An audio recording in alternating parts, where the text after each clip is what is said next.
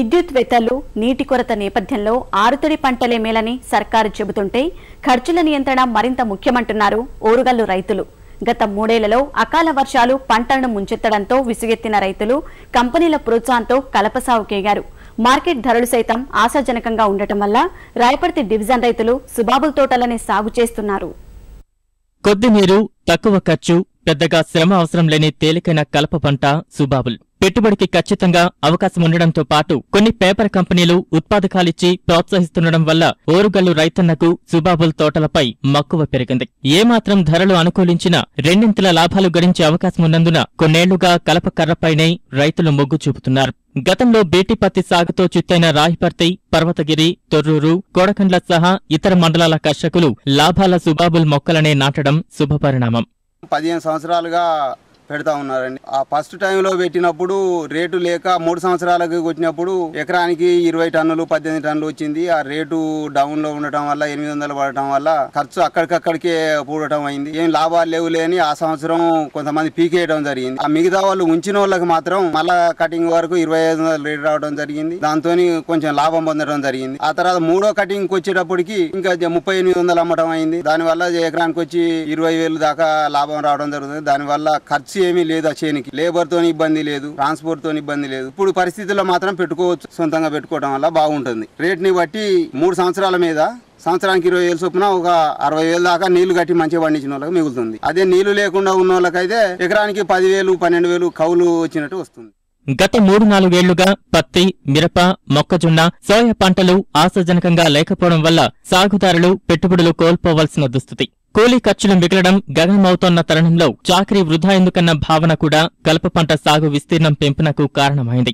3 ఏళ్లలో కోతకొచ్చే ఈ సుబాబుల్ తోట ఎకరాకు 30 నుంచి 35 టన్నుల కర్రనిస్తుంది.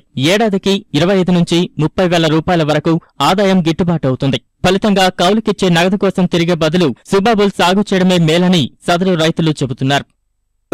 పత్తి వేసి బాగా నష్టపోతున్నాం. ఎకరానికి 10 క్వింటాలు పత్తి అయినా 4,000, 3,500 ఈ రేటు కొంటుంది. దాంతో రైతు నష్టపోయి ఇసుకారి ఈ సుబాబులు పెట్టుకుంటే ఖర్చు లేదు. ఖర్చు లేకుండా మంచిగా దిగుబడి వస్తుంది. ఎకరానికి 25 నుంచి 30 టన్నులు వస్తుంది. ఒకప్పుడు మరి 800, 1000 రూపాయలు కొన్నారు.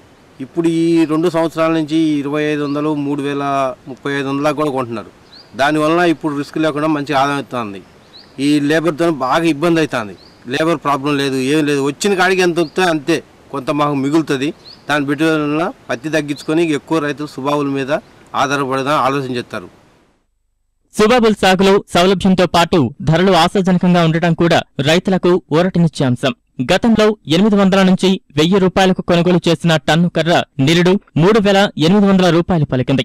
ఇటీవల ధరల సూచి కొద్దిగా ఒరిగినా 3,000 రూపాయలపైనే మార్కెట్ నడుస్తోంది.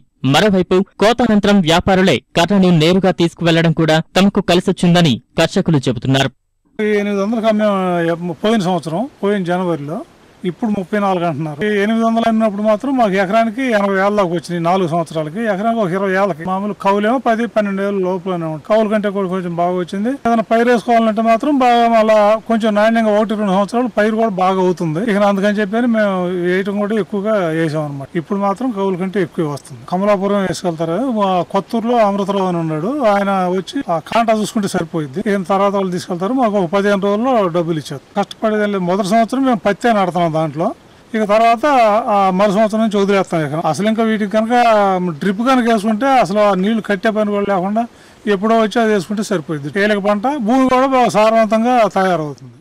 అసాధారణ వాతావరణ పరిస్థితులు వెంటాడుతున్నందున నీటి ఎద్దడి ఉన్న ప్రాంతాల రైతులకు కలప పంటల సాగు మెరుగైన తరుణోపాయం. బహిరంగ మార్కెట్లో పేపరు ధరలు అంతకంతకు పెరుగుతున్నందున నిరుపయోగంగా ఉన్న భూముల్లో సుబాబుల్, జామ్ ఆయిల్ సాగును ప్రోత్సహించాల్సిన అవసరం ఉంది.